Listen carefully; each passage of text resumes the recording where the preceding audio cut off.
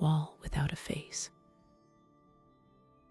The night I first noticed the wall without a face, the stairwell smelled of rain and the thin, sour bread someone left too long on a counter.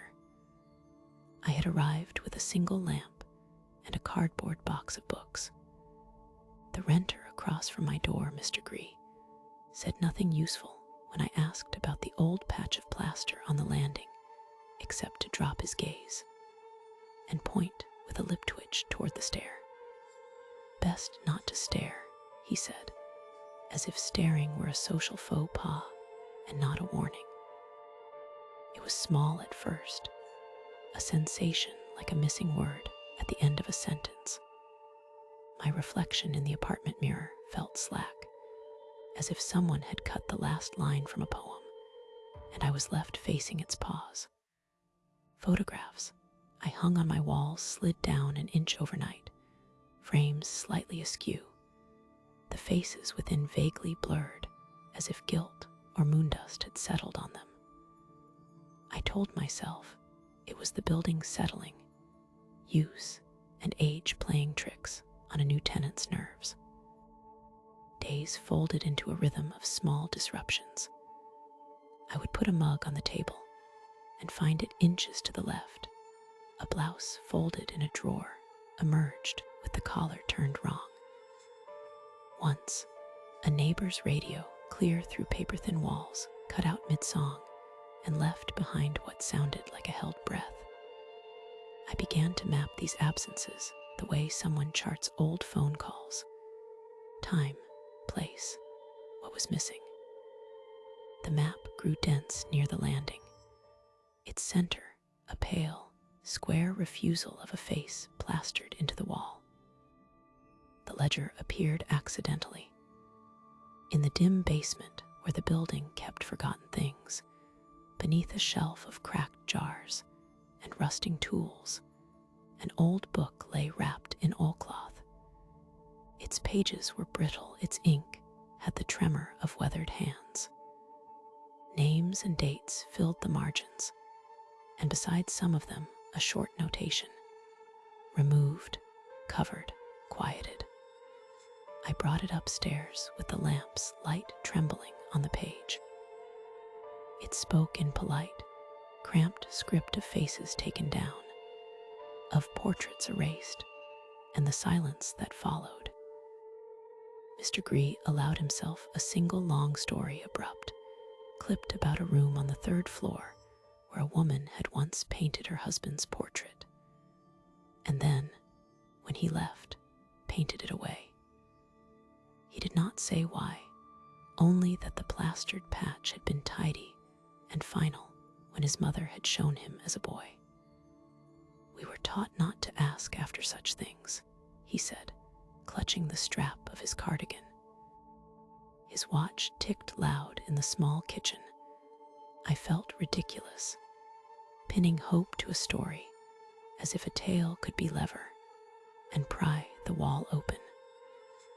That night, the building offered me a new cruelty. I dreamed of faces being taken down like wet laundry, and woke with my mouth tasting of metal.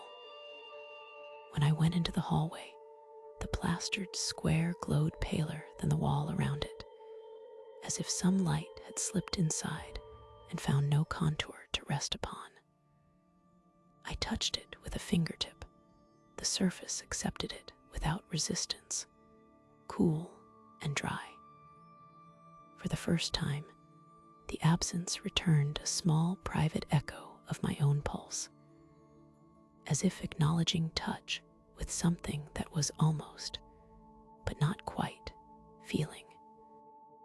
I began to test the wall in ways that felt foolish and also inevitable. I hung a photograph of my mother, her small, easy smile, right above the patch.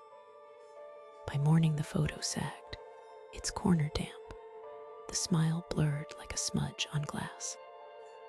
I painted a bright sunflower on an old scrap of canvas and nailed it above the plaster. The paint had faded by dusk into something like wet ash. Each attempt to add a mark felt like shouting into a room that answered only by widening its silence. When I finally used the brass key, it was an act that felt ordinary and therefore terrible. The key had been in my pocket, a small thing from a thrift shop, and when I turned it in the lock of the old maintenance closet, the door opened onto a narrow alcove behind the plaster. Inside were dozens of tiny impressions, not faces, but the negative space of faces, nose hollows, shallow eye depressions, the faint suggestion of lips like footprints in dust. They had no names, but their arrangement read like a ledger, rows and columns cataloging absences instead of presence. The impressions pulsed in the corner of my mind, as if in place of a heartbeat.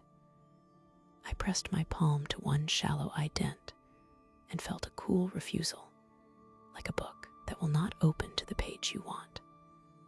The ledger I had found fit, line for line, with names scrawled beside dates where faces had once been hung and then removed. Each notation felt like an apology. Between lines, someone had penciled a question I could not make belong to any particular hand. Where do they go? The answer did not arrive by ink. Confrontation became ritual. I knocked on the plaster as on a borrowed door, each rap a demand for a return.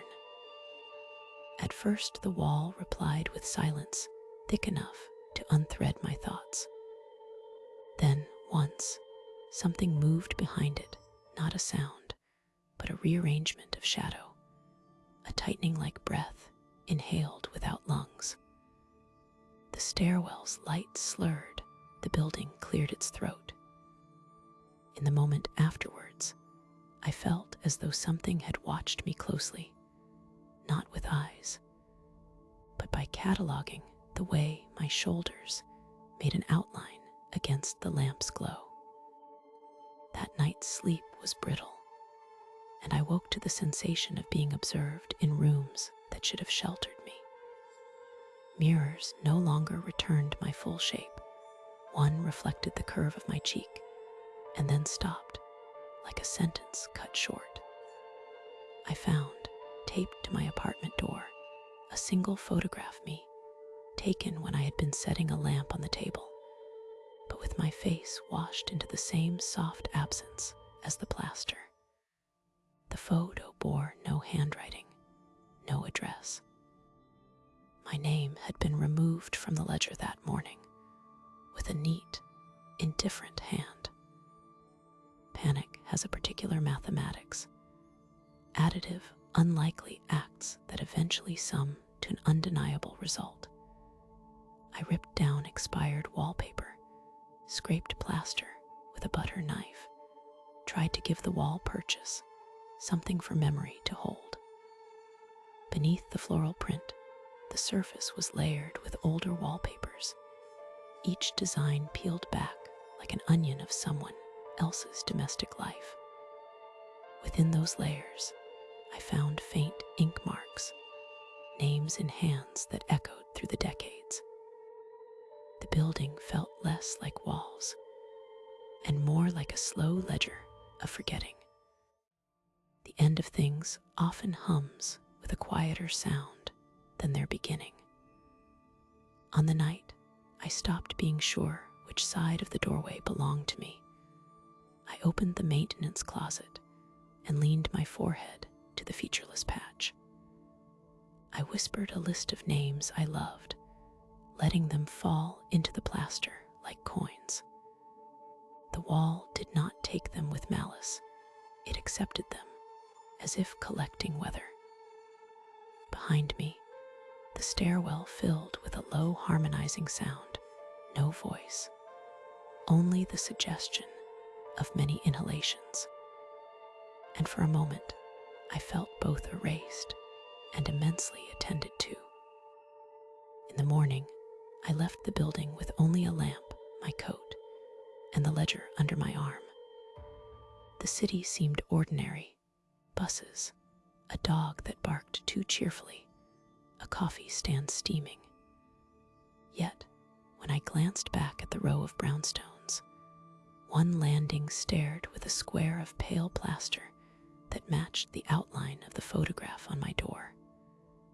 I felt oddly hollowed, like a book lent out whose last page had been torn.